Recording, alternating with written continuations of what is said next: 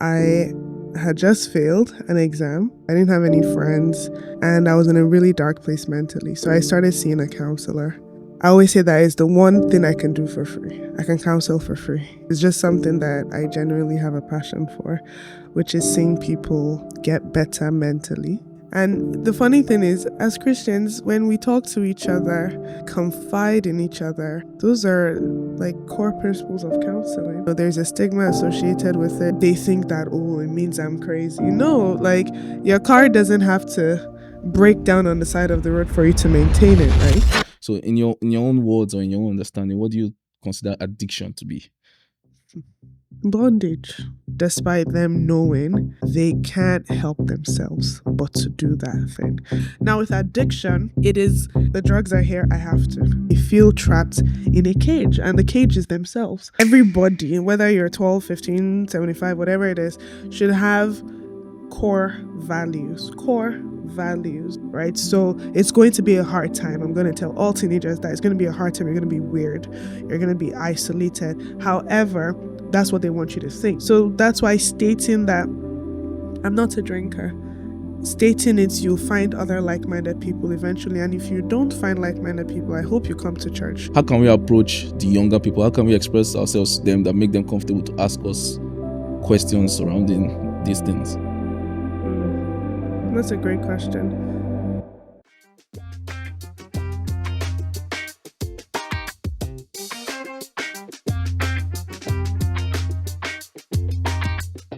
Hello, everyone. Welcome back to the QYCA podcast, which means Questions Young Christians Ask. We're happy to have you back here again. And today I have my wonderful guest, the wonderful Moyin. Welcome to the QYCA podcast. Thank you. How are you doing? How's the day treating you? Cold. Cold? That's good. Don't worry. We'll be in summer very soon, so not a problem at all. So today we're going to be talking about a very important topic to the whole world, not just the Christian community. We're going to be talking about addiction. But before we start, we just want to give our audience a brief background on you, because we're aware you're a medical professional. So I just want you to talk to me about why you decided to go into the medical field.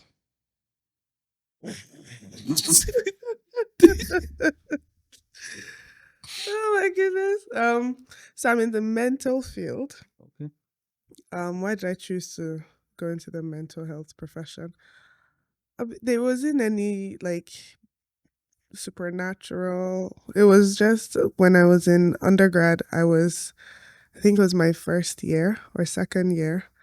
I had just failed an exam, and I had just moved from Nigeria to Canada, so there was a lot of cultural shock going on, and it was just a really, really hard time.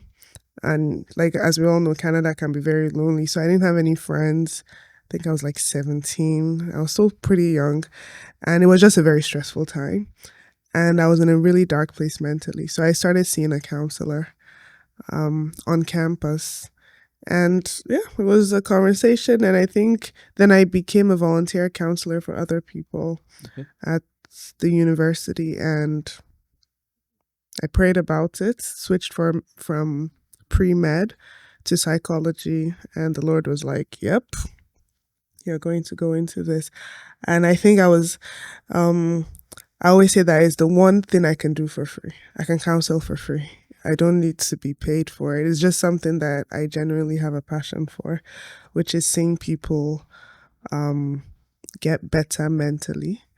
And the Holy Spirit is called counselor. So it's a privilege to be partnering with him to support people in this capacity. And it's also the one place where God can use me to provide healing. Yeah. Without explicitly or outrightly preaching the gospel. So when I'm working with clients, I can show and I can speak about the mind of God concerning a matter without needing to use the words like Jesus and God and utilize scriptural principles, and it always works out. So I'm happy to be in the mental profession. Yeah.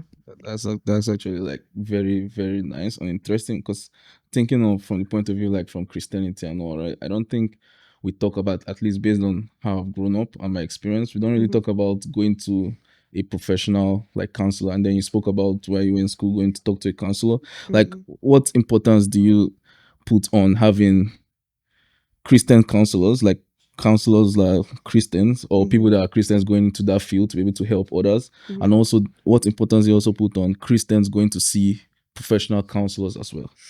I think it's very, very important. When I was studying psychology, it wasn't common. Like, I remember my dad was just like, what are you going to use this for? Yeah, Like, what is the relevance of it?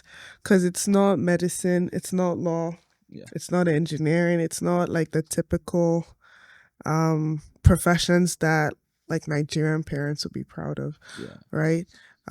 But after um seeing a counselor in school, becoming one myself, I think for a believer to function properly, yeah, I think that when they are struggling, seeking professional help is very key.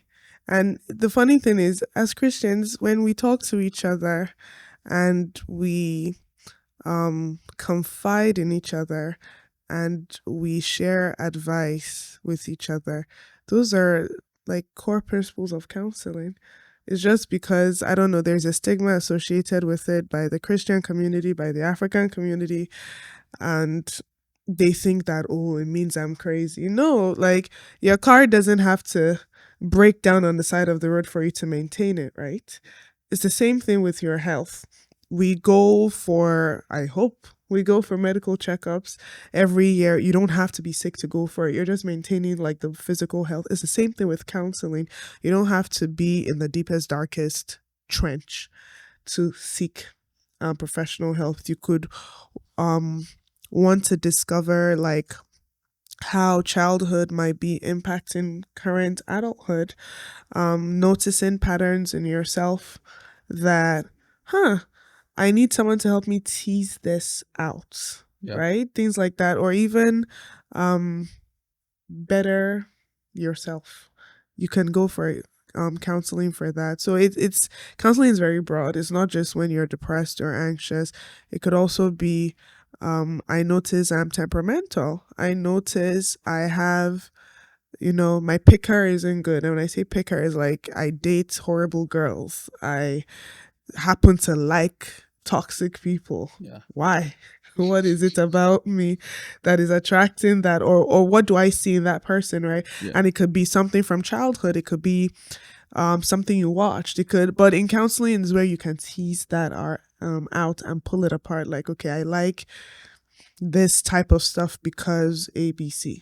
yeah. So I think it's really important. Yeah, that actually makes like so much sense. Because me personally, sometimes I also like. I mean, I've never been to a counselor before, but Hmm. sometimes in my head, I'm like, man, maybe at some point, man, you have to actually go to a counselor and just maybe just sit down there and let them just ask you the questions, or the spirit lead, let them just be asking the questions, and you just be answering them, and maybe Hmm.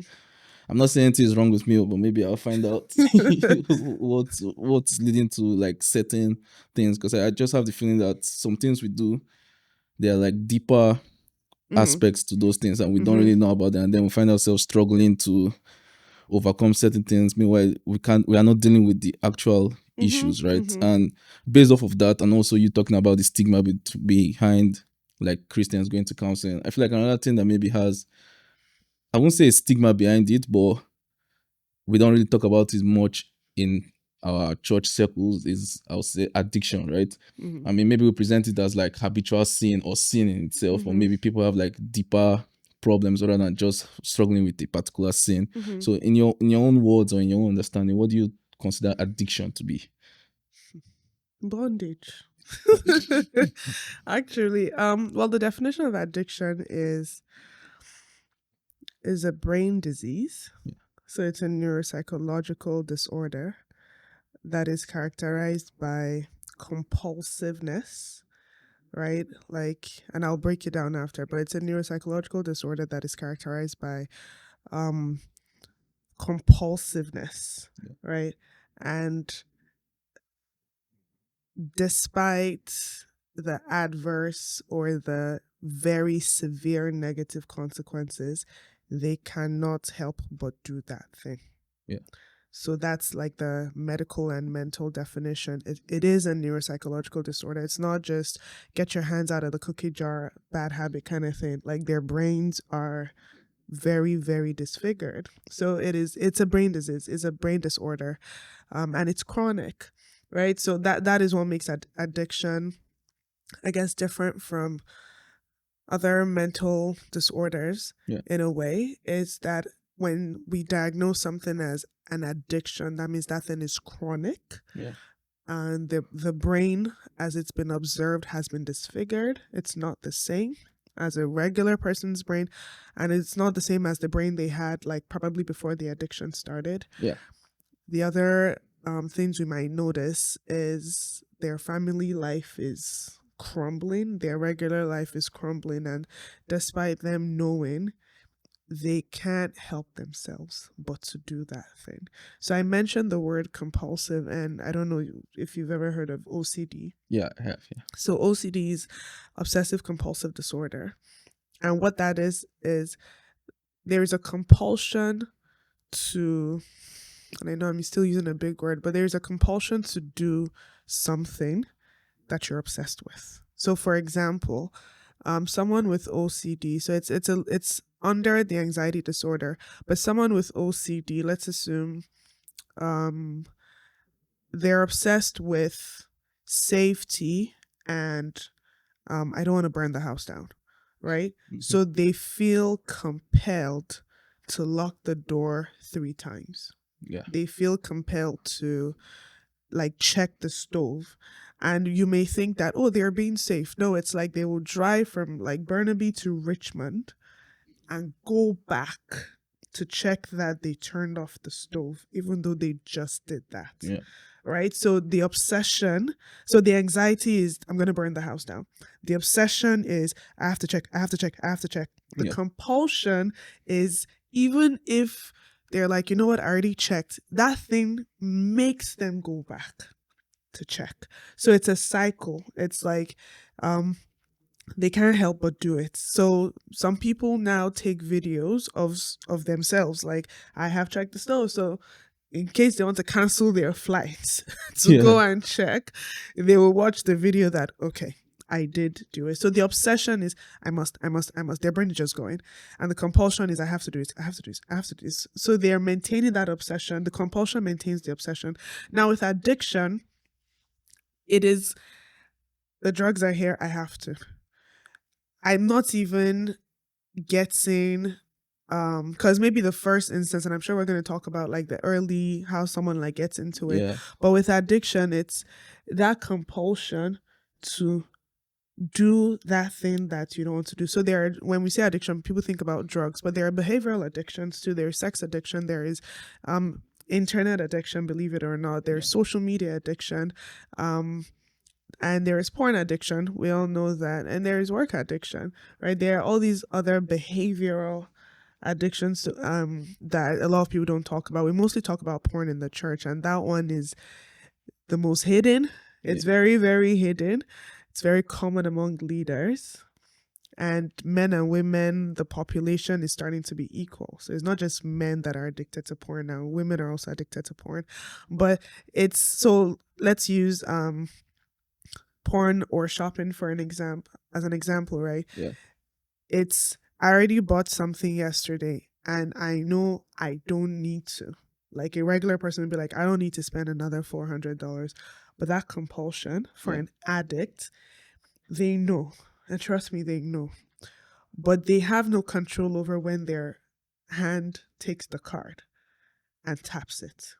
They have no control over when it's like poop. Like the example I was giving my husband is like, there is something in your hand and you know you don't want it, but you have no control over your hand picking this up and your hand bringing it and your mouth opening. For an addict, that control does not exist any longer. So it's automatic. Yeah. And so inside of them, it's like a cage. When you talk to people that are addicted, they're like, they feel trapped in a cage, and the cage is themselves, right? So their bodies are starting to operate without them inside. Yeah. Right? They don't want to do it, but it's like automatic. You just take it and you do it. You get the high and you're like, okay, I'm done. Nope. In 5 minutes, that thing starts again. Like, so that's why I'm like, it's a demonic oppression also, because the will that God gave to us, a demon is overriding it, and you no longer have that control again. It's a very, very, very scary place to be in. Yeah. And you spoke about like that we'll talk about, yeah, and we'll talk about it, like how did all this start? Like how do you spot something like this starting out? Because I remember recently I was watching a video, right? But it's like a video based off of a movie where someone kind of was able to see himself back in time trying to do something, like make a mistake, right? And he's like hitting on the glass, trying to stop himself, like basically screaming at himself to stop, right? And then I go to the comments, basically the comment section, and the whole base of the video is someone talking about how if he could go back time to the first time, let's say he watched porn, that's how he would react, right? And I'm thinking this is not necessarily a Christian like platform where someone posts this, right? Basically, it's a problem that not just Christian but the whole world, like people are facing this and they know it's wrong. So it's not just something that, let's say, because God says sexual morality is a sin, that people have that feeling towards it. It's something that even if you don't even know what God has said about it, deep down at our core, we know it's something we're not supposed to be involved in. So, but I know we're talking about different types of addiction. So how do all these things start? Because they have to start from somewhere, right? So how would someone know that this is starting in them or in someone around them? So, like, how can you spot addiction? Like, how can you spot, like, you getting on that path? So, someone getting on that towards path? that compulsion and all that. Well, compulsion is when they're already even inside. So, they've gone far. But so this is not me even speaking as a professional, but just as a human, it's those around you. Because a person that like lives not in isolation, but just lives a regular life, maybe they don't really have spend too much time on the phone or social media or any gadgets, and their friends do the same thing as them, that person is not likely to have an addiction or to even get involved in those kinds of things, because there is no precedence for that thing to come about.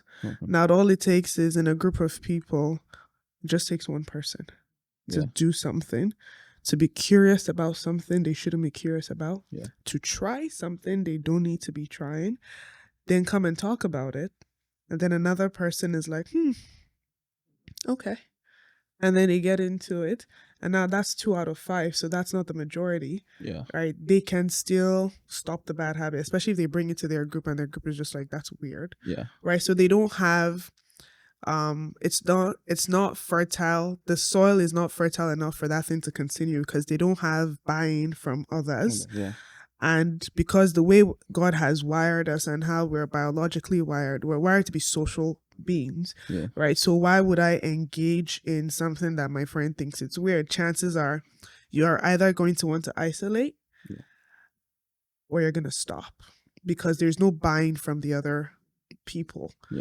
And when you're isolating, what you're really doing is you're going to look for others that fit what you're doing.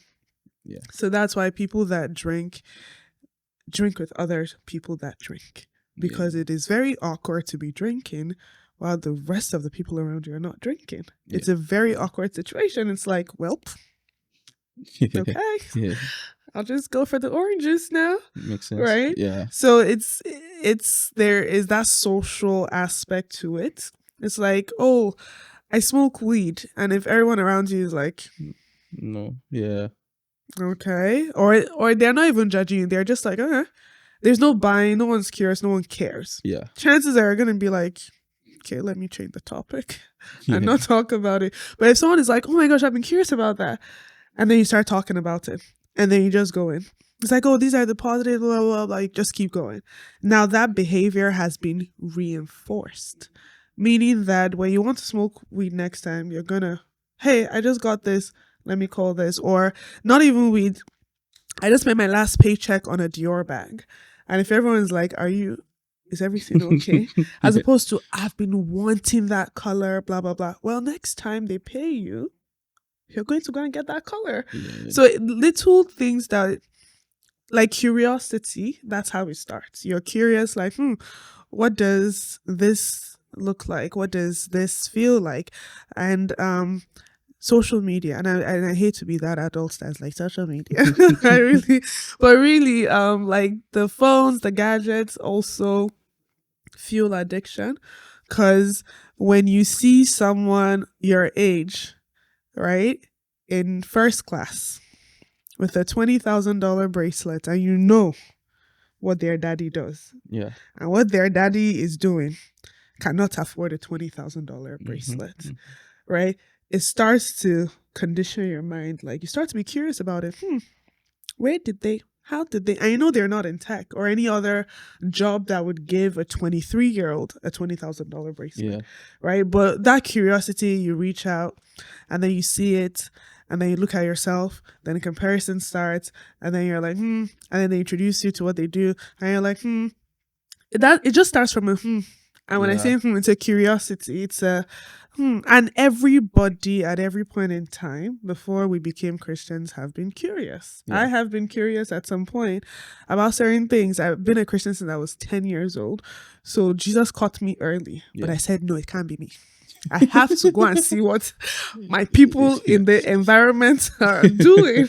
Because as a 10-year-old Christian, it's boring. Everyone's doing this, and you're just like, I can't. Because I was just like, Holy Spirit, please Give me wait a some minute. time. Like, actually, wait a minute. I've been serving you for a minute now. Like, I don't have certain experiences. Nobody told me to come back. To come back home. But like when I think back, it's the curiosity. And if God doesn't, if you're not even strong-willed, because I'm not even going to make this I'm not going to speak a lot of Christianese, because I want this to also go past like the Yeah. church. Yeah. But if you're not strong, if you don't have a solid foundation about like who you are, your values, if your parents didn't really teach you, if you grew up in a broken home and all of that, Yeah. then it'll be easy for you to be curious and fall into that thing. Nobody starts off like every addict we have right now did not wake up being like, I'm going to be an addict. No, it was just a little drink here. It was just, okay, I have this crack here. You don't have to use the full thing. It was just this weed here. It was just this, oh, Dior bag here. It was just this site here that, oh, just look at this magazine. Just look at this. Just here's this blunt. Like I'm listing the different kinds of addiction. It was just, oh, my mom got me a phone, unlimited data. Yeah.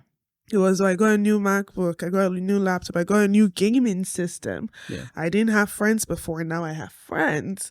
I'm playing games and all of that. I'm becoming popular. Like it's just those little things that go out of control. So you said you were talking about how someone's environment can kind of lead to those curiosities, right? Let's say if you're a friend, right, then you have a group of friends, and then you're drinking, right, and then they say, oh, they don't care about that, they're going to drink their orange juice, and then you have no choice than to drink orange juice with them, right? Because you don't want to be the odd one out. Because, Yeah. like you said, human beings want to be amongst Mhm. people like us, right? But what about like the reverse, where you have a group of friends now where they are drinking, right? But you don't want to. So how fast can they get you into doing that? Or is that a scenario whereby you have to like completely move out from that group because you have basically no other option than to join them eventually if you continue that way? I think the answer is very layered. There's no one size fits all, because um if let's assume that's a person you've known since childhood. Yeah. Are you going to cut them off? Or that's a family friend? Because they're not bad people. They're engaging in not so great habits, right? And it could be you. It could be you. So would you want someone to also cut you off where you're going through your curious phase, right? Because God can always bring you back, and God can use that person to bring you back. So there's not one specific answer. As adults, obviously I would hope that you are grounded enough in your principles and your core values, whoever you are, or as a Christian, um to make a decision with your full chest. If you're not a drinker, you're not a drinker. And if you're feeling pressured, which most adults don't do, they don't pressure people to do what they don't want to do. right? Yeah. So I have friends that drink. There is if you give my dead body alcohol, it will wake up and spit it out. That so I don't is and I don't feel pressure to. And they don't pressure me because again we're adults. Now this question is different for a 15-year-old. Yeah. That's where it's nuanced because I also can't say they should cut them off, even though the adult in me is like, remove this person. Because at that age, pre-teenhood to teenagehood is the age where they learn social skills. Yeah. Right? So if they're cutting everybody off, that teenager is going to be isolated. And that's where depression and anxiety and many different things come into play. Yeah. Right? Because they have no social bearing. And at that age, they actually need the social environment to develop to be a great adult, a functional adult in society. Yeah. Right? Which is why screens are bad. Anyway. But so that 15-year-old now, I think it's God, first of all. But that everybody, whether you're 12, 15, 75, whatever it is, should have core values. Core values. Your core values, it's your foundation. That's what helps you decide whether or not you're going to do something. Yeah. Right? And that should have been instilled by parents. This is talking for children. And as an adult, I'm hoping you have enough common sense Yeah. to, carefully consider all factors before engaging in a behavior. Yeah. Right? As if a person is not at 25, you want to experiment with drinking, are you dumb? Yeah. Maybe 17, sure. 25. Your brain is fully developed. Yeah. That is a stupid choice. Yeah. Right?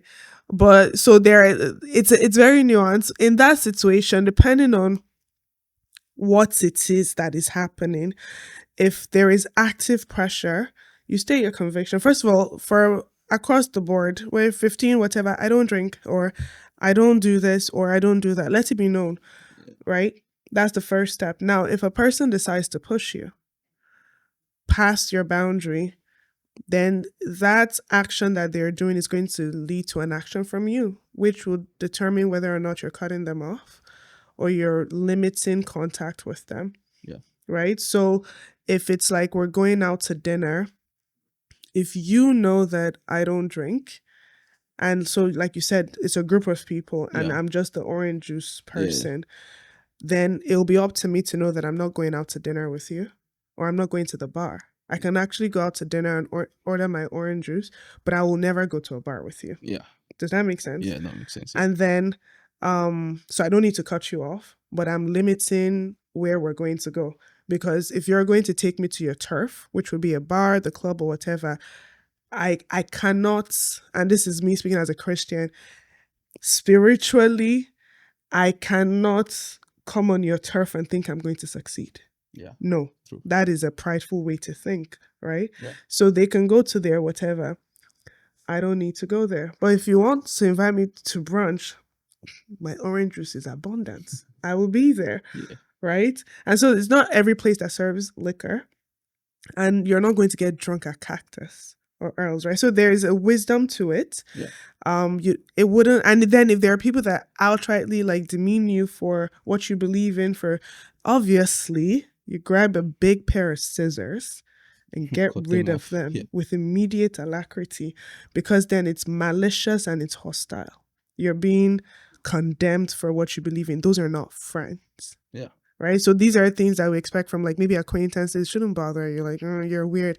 That's good. But like from your friend to like put you down for that, especially when you're not putting them down for their disgusting behavior, then that is grounds to like, because the Bible says, I think in 1 Corinthians, can I search it up? I'm going to bring up my phone. Can, yeah. The Bible says, it's in 1 Corinthians 15, and it says, be not. So 1 Corinthians 15:33 says, do not be deceived. Bad company corrupts good manners, or good morals, is what NLT says. So you also the limit to which, because if it was the other way around, the non-drinker will be influenced to, okay, I'm hanging out with Timmy, I'm not drinking because she doesn't drink, and it's going Yeah. to be weird, right? So Yeah. if we flip it the other way, what are you looking for in the company of drinkers? Like, they're going to be drinking, so instead of a bar, let's go to a restaurant, because then the turf is even, the Yeah. playing field is even, right? And most likely on your side, because it's not a bar. Yeah. So they're not, at some point, even restaurants would be like, we're not serving you this. Like, Yeah. but if it's a bar, As much as you want. right? They may not even have orange juice for you. So that's not your turf, right? So as an adult, you should be able to know how to even that playing field, Yeah. if that friendship is important to you. And pray. I'm speaking to the Christians now. Pray, ask the Lord. But the Bible does say bad company Yeah. corrupts good manners. So if they're your core friends, and like if they're social drinkers, sure, but if you go to their house and they're drinking, that is also something to observe that will let you make a decision. It's either you don't go to their house. Yeah. Not is either you don't go to their house, because that's what they're doing, right? So like, we're very quick to cut off. If we cut off everybody, who are we cutting them off to? Yeah. We're handing them over to the devil, right? Yeah. But there is a wisdom to handle people based on you expressing your convictions and telling them what you believe in and all of that. Like, personally, my values, I don't drink because I'm a Christian, blah, blah. And if you're not a Christian, I just don't drink. I don't like it. If they're your friends, they should respect that. Yeah. Does that make sense? Yeah, that makes sense. They should respect that. And if they don't, that's where you start to be like, okay, I'm either going to separate. If they're becoming hostile, malicious, all of those things, then you're not a safe person, right? And if they're not, then you can pray for them and even the playing field. Now, if you're a kid, you're not going to any bar or restaurant. Let's start from there. You're drinking bubble tea. Yeah. By the grace of God, you should be drinking bubble tea, right? But I hope you have a relationship with your parents or trusted adults to ask questions. Yeah. Or like, if you're a teenager that goes to church, ask the adults around you. Ask the young adult that you look up to, like, what's so bad with liquor? Because at that age, you're curious, and the people that are drinking are curious too, right? I imagine a 15-year-old is hanging out with fellow 15-year-olds and not 25-year-olds. That's weird, right? But so I'm thinking, like, if you're in a circle as 15, 16, 17, 12, whatever, depending on where others are coming from, if you're not too sure about it, ask a trusted adult. Yeah. What's so bad with drinking? Because you can see Brenda drinking. Yeah. And she says it's cool. And she's popular and I'm not popular. I would just be flat out and say that you will be weird for a while. But speaking from an adult's perspective, high school is literally this much out of the rest of your life. You barely even remember it, right? So it's going to be a hard time. I'm going to tell all teenagers that it's going to be a hard time. You're going to be weird. You're going to be isolated. However, that's what they want you to think, because there are definitely other people who have the same values but are probably too scared to talk about it. So that's why stating that I'm not a drinker, stating it, you'll find other like-minded people eventually. And if you don't find like-minded people, I hope you come to church, Grace Chapel, where our vision is building lives for Christ and fulfilling destiny. There are like-minded people there.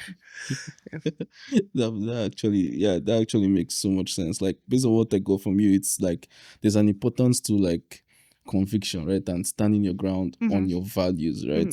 And I guess I have like two different questions, but I'll just ask the first one first. Folks, you talked about how young adults, like teenagers, right, talking to someone that they trust as adults.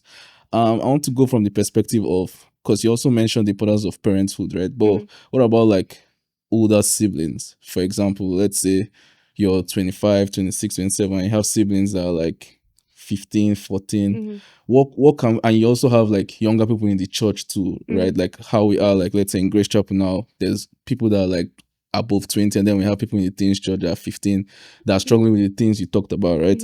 What can we do as older young adults to make it more comfortable for older young adults? Yeah, that's how that's what I consider myself to be. So how can you make it easier for people that are 15, 16, 18 that are around you to talk to you about these things. For example, now I'm part of the church soccer team, right? And we can have players all the way from, let's say, 16 and above. What can I do to make it easier for them to ask questions surrounding those things, like drinking and stuff? Like, there's my action part, what they see me do, obviously, and also like how can I relate with them to make them comfortable enough to ask questions? Because sometimes I feel like the things people do or the path they go on life depends on who they ask for advice. For example, let's take, if I'm asking advice about marriage, right?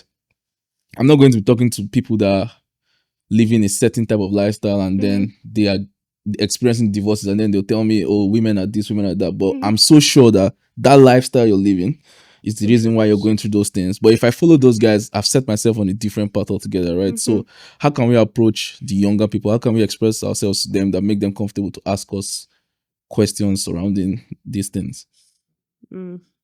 That's a great question. Be the adult that your younger self needed. Is what I would say. Because many times as adults, as a young adult, like you said, but I feel like the adults, like the big adults, forget what it's like to be a teenager and the struggle that is associated with that. And so when they advise from here. They advise from experience. They advise from a fully developed brain. Which is not an even playing field. That kid does not understand. In fact, the advice you gave is literally social suicide. But because it makes sense in your adult brain, you're just like, like it's okay to stand alone. Not for a 15-year-old, it's not. Who's going to be their lab partner?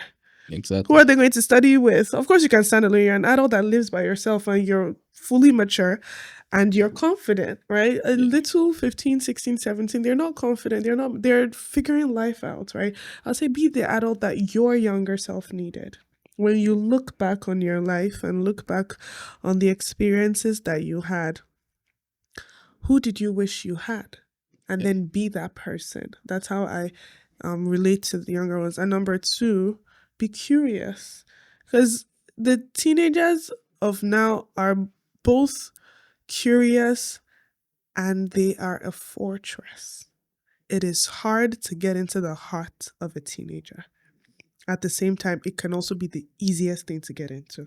It's very weird because they're the people that are that can be the most influenced, and at the same time, it's like Fort Knox. You can't get access into them, and that's just how God made them. You have to be really curious because with those little ones, like you're talking about soccer, the people that are going to introduce them to drinking, they're not going to be like, they're like, we're going out here. Do you want to come? That's it. Exactly. That's all it is. Whereas we Christians or we adults are awkward about it. Like, I'm just going to mind my business. Same thing too. I'm going here. You use food to catch people. I'm going here. Do you want to come? And they see you ordering your orange juice and your apple juice, and you can talk about yourself first and be curious about them, how is school, this and that, and relate. When they bring up different things, don't it's because you're an adult now that those things sound silly. But when you were that age, it wasn't silly to you. Right? When our parents, I remember my mother then, she would tell me, chewing gum and Trazy's boys. That's what she always called them. It makes no meaning, no sense. But she would just be like, any boy that wears skinny jeans, it's not for you. And guess what? Skinny jeans was in vogue that time. So I was just like, Mom, that doesn't make sense because that's every boy. She's like, exactly. That's right. But she was talking from there. But you know, how she caught me as a teenager was she started to tell me about her experiences when she was a teenager and what the boy did. So then I was able to relate to it, like, and I will see the signs like, this boy is acting like that boy that mommy dated at 17. I know the end, right? As opposed to, because teenagers, there's a natural aversion to adults because you're going to tell them what to do. They don't need someone else telling them. They already have parents and they don't like their parents, right? So I'm not saying be their friend, but I'm saying that be a safe space. Be curious about them. Be genuinely interested in them because that's how pedophiles catch children. They're genuinely interested. That's how traffickers catch people. Do you want some candy? Do you want, tell me about your day. I understand. They are that safe space before they kidnap them and go and cut them to pieces. But we as Christians don't do that, right? So be that safe space for those kids. Like you play soccer, then tell them how you've go, ask them why soccer? What are you interested in? And you can just they will talk about everything that they're interested in. But if a teenager has a trusted adult that they can go to, Yeah. it makes like that child is saved. Literally. And if it's a Christian, it makes all the difference. Like as someone that primarily works with youth and teens, I just know that if they had one person that was in their corner that they could easily text like, I'm doing this, I'm doing that. My friend said this, what do you think? And you're not like, hey, run it. You don't be an African parent. No offense to African parents, but like you're not there. You're like that middle ground, Yeah. right? And so like for my younger siblings, I'm a first child, so I believe I'm a cool sibling. Um says my siblings, my younger brothers. But I remember my youngest is 7 years younger than me, and I went through a phase. I'll just leave it there. I went through a phase. I may or may not have had orange hair at some point, and I may or may not have had multiple piercings at some point. And then my youngest brother was like, "I wanna pierce my ear, almost everywhere blurred," because I was like, "What ground do I have to tell this boy not to pierce his ear?" Yeah.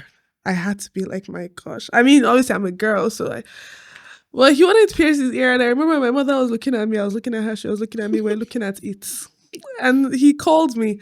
And you know what? It made me feel, because how old was he then? He was like 17, and he was an athlete.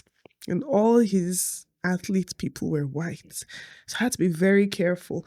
And then I asked him some questions, because obviously we know we can't go to our mother. Should we pray and cast out that spirit? There's a spirit. Right? It was because she was casting out spirit that I went and got the second one. And the more she casted out, the more I went and got piercing. So she knew that, because each time she was like, over my dead body, I went out and I pierced another part. And by the time I was just going and going and going, she was just like, can you not? Please? She added the please. And so that's where I stopped. If not, my goal was to have like piercings and a full sleeve. That was my dream, to just have a full sleeve. I think Jesus just had to kidnap me at that point. But for my youngest brother, I remember I asked him, why? Like, why do you want it? Thank God you did not use me as an example. Like, because you have it. No, but he was just like, I just want to know what your experience was like. So one of my piercings actually got infected. Yeah. Right. So I told him that, there is risk of infection, this and that. And he went ahead and got it and got his piercing. And, obviously my parents had a meltdown, all of those things. And, when we're talking, he just said to me, thank you for not judging me. When he decided to get dreads, obviously parents too started convulsing, all of those things. He came to me. And we looked at how to maintain the locks and blah, blah, blah, blah, blah, and all of those things. He had it for a couple of years. One day, he shaved his head. He was tired. He was done. Right? Yeah. So I told my mom, imagine if you had escalated. It's just hair. And one day too, I woke up, took a plier, and pulled out all my piercings. So like prayer, and also as an adult, just calm down first and ask why. Because at some point, the Bible says foolishness is in the heart of a child and a rod of correction will bring it out, right? At some point, the madness goes out. If you're praying for that person, right? I took out like all of you are seeing me here now. You do know I had multiple piercings or orange hair, right? It shocked me.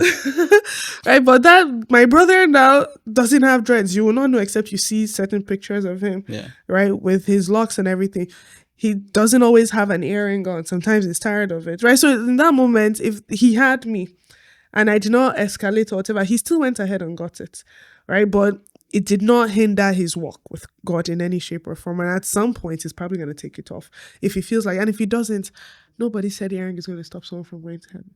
But at some point, I'm sure once he turns 30, because he's only early 20s, like I think he's 23, he's still young. he's going to eventually remove it. If he wants to marry somebody sensible, right? Or it could even be his future father-in-law that'll be like, nobody's going to marry my child with a piercing. Earring. Remove it, and that's it, right? That little thing, but at least his soul is saved. Yeah. And so, yeah, for those kids or for any other person watching, be curious about the kids around you, compliment them, because that's how pedophiles catch them. Oh, I really love your outfit. Yeah. I really love your this. I really love your that. Before you know it, oh, there's an adult that sees me that I can talk to, and that's how they catch them. So you to catch them in the same way. I think you're really smart. Oh, what's your favorite subject at school?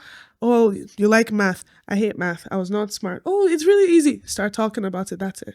And before you know it, they'll start opening up. I have this friend, I have this thing, and I have that thing. Yeah. Thank you. That's actually like very profound. Like when you talk about like you use the example of like how pedophiles get like kids too. And I'm also like kind of knowledgeable about the fact that even with like drugs and how kids get into all these drugs and then end up getting addicted, it's also someone just showing up, like say, and giving them more attention than they are used to, right?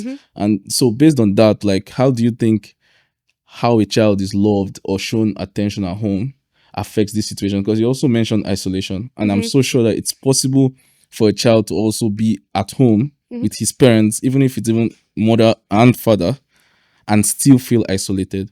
So how can that relationship at home help influence whether or not a child will go into these paths that may lead to addictive behaviors? I'll speak as a child because I'm not a parent, so I have to be humble in that regard and not shame any parent at all. So I'll speak as a child and what my mom did. My mom was very curious. Then I called it nosy. Yeah. Now, as someone that works with teens, I call it being curious.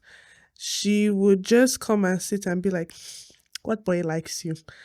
And because she has always been safe, me too. Let me see this boy. Oh, hands go very fine. And her eye is probably twitching. She wants to punch my face. But she's just like, tell me about it. Then I would tell her everything, his name. And then randomly she'll just ask me, how is this person? I'm like, Mommy's a foolish boy, man. His trouser is ugly. I didn't like it. And it could just be even pants that the person is wearing that will just make him be like, no. Right. And my mom used to tell me, in fact, there's a story that I was still telling my husband a story too. It's the funniest story about a guy that liked her and she didn't like him because of his teeth. And there's a name she calls him, and every time she calls him that name, it just makes me laugh. But if she didn't share that story with me, I wouldn't have, I wouldn't be the way I am with like dealing with certain things, right? So I think love at home is the most important thing. It's a great foundation. Prayer. If you don't believe in God, I hope you believe in God eventually. Prayer. There's no way you can raise a child without God. I don't know how. There are behavioral and psychological principles, obviously. The way, if you study human behavior, you can use that to successfully raise a child. But we have prayer on our side, not to be lazy, but to also be the power and the force behind establishing and enforcing these principles. So speaking as a child, love at home worked wonders for me. And my mother, she just be like, oh, what's on your phone? Because teens now or little ones, like they can't drop their phone here. They're always my mom in fact, let me tell you one story. They caught me during midnight call. I nearly died, William. I was just like, this is it. I see the Lord is calling me unto righteousness. I'm about to die. My parents are going to kill me. And it was, again, I think 13. It was a senior at school that I had the biggest crush on. And we're talking. I was 13 or 12, one of those ages, right? And my mom, so I was always on the phone.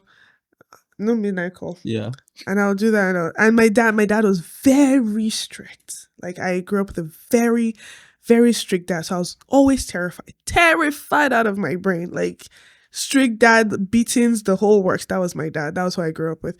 Right. And I think not 12, probably I think about 12. Because I finished high school at had just turned 15, so probably like 12. But anyway, he walked in, and my dad walks like he floats. He just opened the door. William, I'm telling you, I saw God.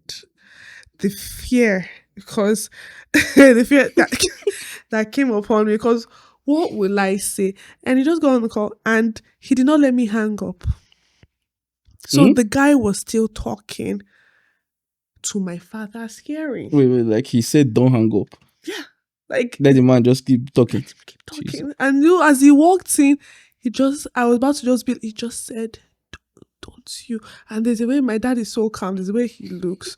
And I just, like, I'm telling you, William, I saw Christ. I saw the angel that was going to carry me to God. And so the guy was just like, I've been thinking about you.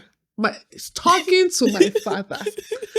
And my daddy was just there like, Just like, yeah, because like, when I saw it today, my heart was just all the foolishness. And it was my daddy that was like, seated there, just grabbed it.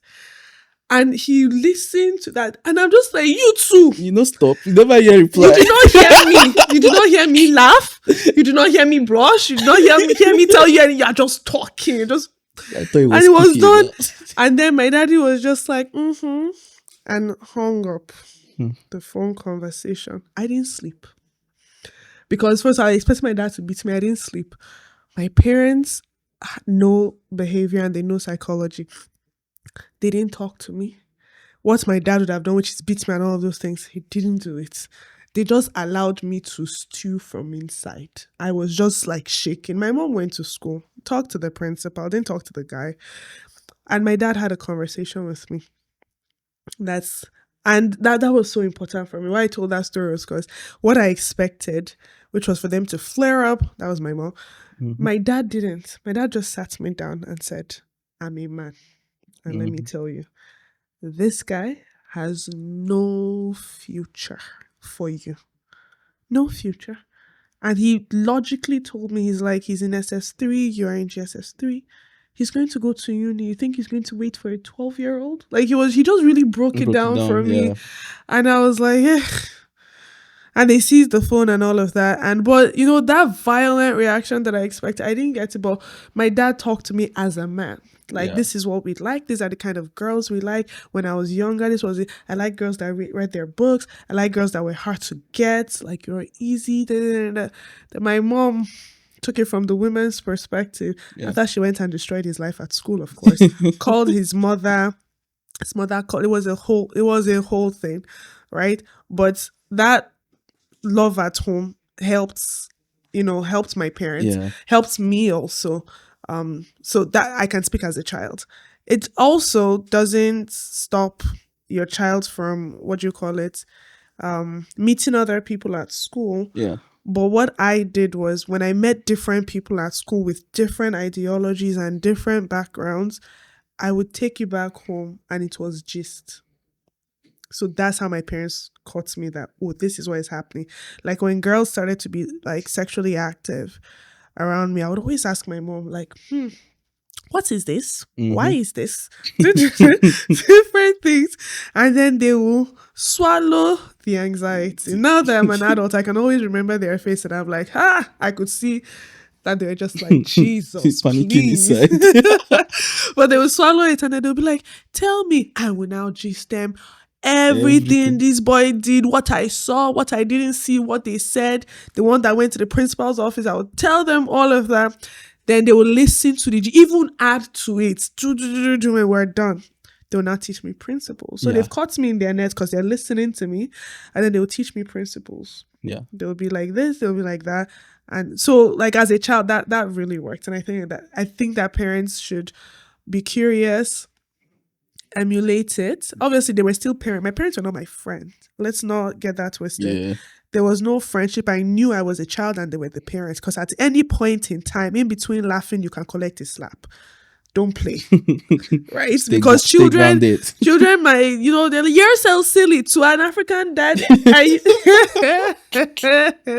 just quickly reset you, then go back to laughing.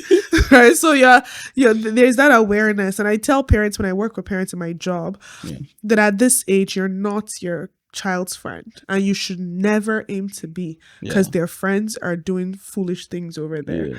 When you're an adult, when that child's brain is fully developed, friendship, my parents and I are friends now. Like, we talk about finances, we talk about so many different things that I would only dream as a child. Yeah. But when they needed to be parents, they were parents.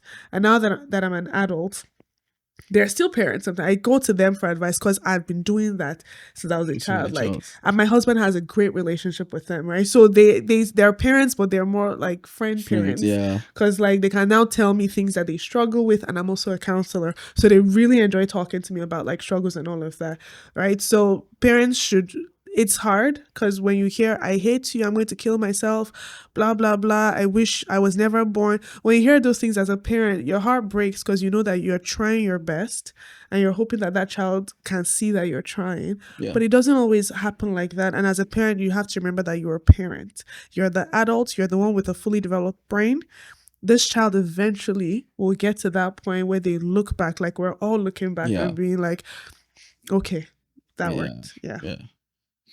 Thank you very much, Moyin. I You're feel welcome. like, honestly, as you were talking, I was just thinking people watching this can also apply it to when they become parents as well, right? Because it's something we need, and it's something that can help, because it has to start from somewhere. Things have to end somewhere, and new things have to start from somewhere. And if us as young adults can approach our kids a certain way, we can actually make it better for generations to come, right? So I feel like we have to, like, maybe, let's say, apply Christ first and foremost, and also like humble ourselves and relate with our children, and not panic. And just like you were saying, like, yeah, they will tell you something, they're like, God forbid, but you calm down and then approach. Panic in the washroom. Go and cry Exactly. there. Let them not see you. Let them not see you panic. I Go feel and like, cry there. But like, be curious about them.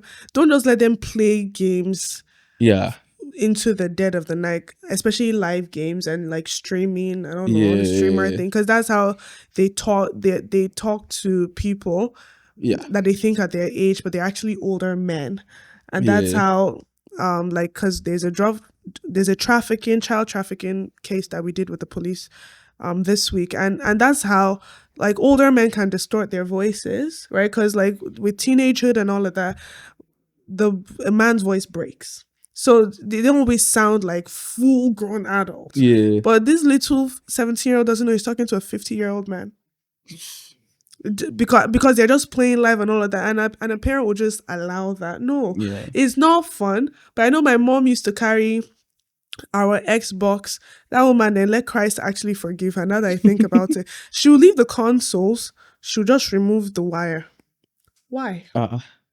Or depending on how, so she didn't result in violence. No, she just removed the wire. So you're coming, you're looking at everything, you turn it on, turn on the TV, it's on. But it's not connecting Or she will take one console and take the cord for the other console. So my console is like, so I have the cord, but I don't have the console. You have the console, but you don't have the cord. Or one, if however, she's very creative. Another time, she'll just carry the Wi-Fi box. So you have all your console and everything, but there's no Wi-Fi for you to go on the phone, right? So she was so creative with take your phone, take your keys, none of that. She can just maybe open your car and pull out the plug. Like, however the Holy Spirit is leading her. My mom, very good at driving you crazy. Like, where it hurts, she would tell you one time, but she would never tell you 3 times. Ever. Yeah. Just know that if it's the TV, just remove it. Carry it, remove Wi-Fi box, so you can never see her coming. Yeah. Just in case you want to go and hide this thing. No, it might be this next that she's taking. It might be this that she's taking, right? So don't ever just leave your kids to just do whatever. It's horrible, right? And I know that parents are busy and things like that, but always know what is on your child's phone. Know the friends. Know their names. Know their parents. All my friends. And till today, my mom knows all my friends' names. Like, she will always ask, what are their names? It keeps you safe. It keeps them safe. And it also stops the likelihood of addiction. If you're not a Christian and you drink, or if you're even a Christian that drinks, let God help you, but don't drink in front of your child. Yeah. Even if you're not like taking shots and all of that, but don't let it be in front of your child. Right? And have a lock for your liquor cabinet, because guess what, when you go on a trip or when it's summer school, or summertime and you go to work, guess who's going to raid your liquor cabinet? These kids. That's how a lot of my clients started drinking. It's like, oh, daddy's whiskey bar. Did your daddy put it on your head, first of all? Right? They didn't put it on your head, but they go and then they experiment with these things. Yeah. Right? So keep medication out of the way too. Because again, these are kids. Yeah. They don't really know. They just know that. And it can just be an Advil or a Tylenol, but that's how pain medication addiction starts from, right? Like when kids get injured and they need to prescribe like very strong codeine or opioids for the pain, as a parent, you prescribe that med for the child. Don't let them take it, because that's how drug addiction starts, right? So for managing and monitoring the phone, that's how you can stop things like porn addiction, gaming addiction. You give that child a certain limit on allowances, because that's how you can also stop shopping addiction, and things like that. Yeah. Thank you very much, Moyin. Thank you for blessing us with your presence. Hopefully, I feel like you have a lot more to tell us, and I honestly have so much more questions, even beyond like the topic of addiction, all the way to even parenting related as kids. So hopefully you come back again one of these days to come and bless us with more content, and maybe in the future, God willing, years from now, you come and approach it not from a child anymore, but from the point of a parent. So thank you very much. Thank you to your me. You know, you talk about talking with your husband, so I feel like you guys prepared together. So thank him for me, and thank him for blessing us with you also. So thank you very much, Moyin. Thank you for having me, and thank you for all that you do. From now on, when you come on the show, your name will be Moyin the Wonderful. So just Moyin remember that. So thank you very much. Thank you very much. Thank you so much for having me. And we thank God for bringing us together today, and I'm grateful for it. Thank you. You're welcome. And that's all we have for you today. Hopefully you were blessed. Hopefully you were educated. And let's just be intentional about how we approach the topic of addiction, and also being a parent and also being a child also. So as kids, let's try to make things easier for those around us. And as parents, let's try to make things easier for our children, and even as siblings also, because older siblings have a part to play in the development of the younger siblings, and how we act and how we also relate to them. Because whether we like it or not, they look up to us also, and we should be more discipline around them, and not just with our siblings, with the young people around us also. Let us be good role models. And finally, please don't forget to like, subscribe, and share. Thank you very much, and God bless you.